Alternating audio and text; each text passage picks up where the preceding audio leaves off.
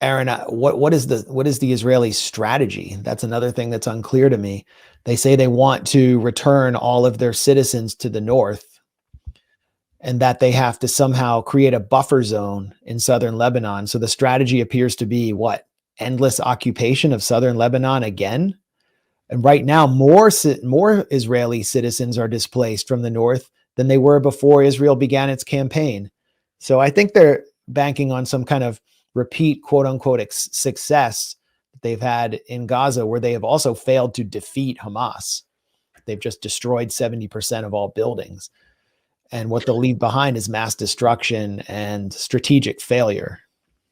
Well, my only quarrel there is I'm not sure if they really even cared about defeating Hamas. I think their main goal was to destroy Gaza, make it unlivable. So in that respect, can we call it a strategic failure? Because they've succeeded in that. Like Gaza's, it's mostly in ruins, and I do think that was the main goal. If they could defeat Hamas, sure, but if they make Gaza uninhabitable for the majority of the people there, and they've always hated Gaza because it's the center of Palestinian resistance, always has been. From that point of view, I wouldn't call it a failure. I'm sorry to say. Strategically, they failed on their stated objectives. They failed to retrieve the quote unquote hostages, and they have failed to defeat Hamas militarily. Netanyahu, even today, refused to proclaim victory and simply said, "We're winning." But you're right. The civilian population of Gaza's paid a massive price and probably will continue to suffer for a generation. It's unclear what's going to happen there, and Israel's going to maintain a protracted presence. But as far as the north is concerned, where Israel faces a much more severe adversary, it's the strategy to me seems to be war as an objective, endless war as an objective, that they're fighting war, they're waging war for its own sake. And that militarism and supremacism has become so deeply embedded in the psyche of Jewish Israeli society that there's momentum that goes well beyond Netanyahu and his own personal political machinations, where he wants to avoid having his coalition collapse so he doesn't get prosecuted for corruption. It's so deep in the Israeli psyche that they're willing to wage war endlessly in a protracted insurgency like one they've never experienced before, just because there is no other, there is no way out now. Yeah. I don't see this ending from at least months, if not another year. Yeah, no, I agree. And let me quote for you Giora Eland. He's the former head of Israel's National Security Council, Major General, very influential in Israel. We've quoted him before, basically advising collective punishment in Gaza, introducing disease into Gaza. He literally advocated that. So that's the kind of person he is. And this was him writing a few years after the 2006 war in Lebanon. He said, quote, "The suffering of hundreds of thousands of people are the things that can have the most effect on the conduct of Hezbollah." And therefore, he went on, the next Israeli assault on Lebanon, he said, quote, "should bring about the elimination of the Lebanese military, destruction of infrastructure, and extreme suffering to the civilian population." In 2006, he said, "The only good thing that happened was the relative damage caused to Lebanon's population, because the destruction of thousands of homes of innocents," and he put innocents in quote, "preserved some of Israel's deterrent power."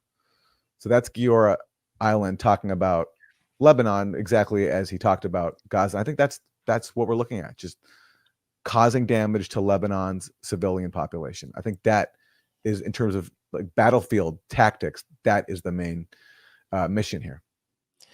Giora Eland is a fellow at the Institute for National Security Studies, which is an Israeli state-sponsored think tank. He was a brigadier general, and I think he helped organize what's known as the General's Letter in Israel, which is a letter of former military higher-ups calling for a sort of endless campaign of war in Gaza and to do exactly what he outlined in the blueprint that you read, to destroy civilian infrastructure in Lebanon in order to sort of finish the game. The general's letter basically calls for a final solution, and it means shelving the issue of the hostages to basically allow them to die and languish in Gaza, which is actually unpopular among the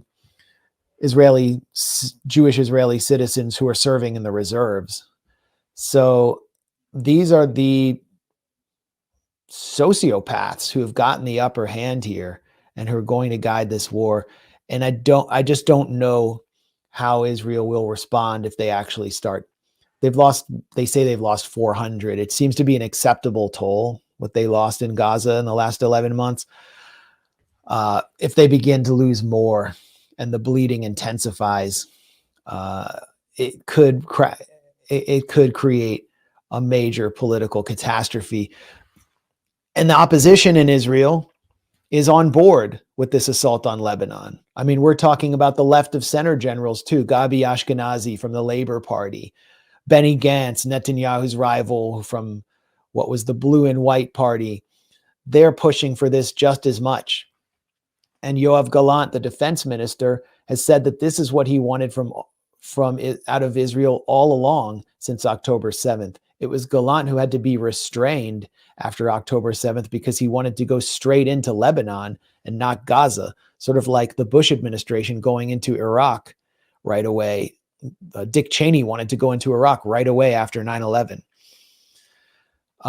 We're looking at an irrational monster with all of the weapons it needs to wreak havoc on an entire society, thanks to the green light that it's been given, the carte blanche it's been given by the Biden, Blinken, Harris administration.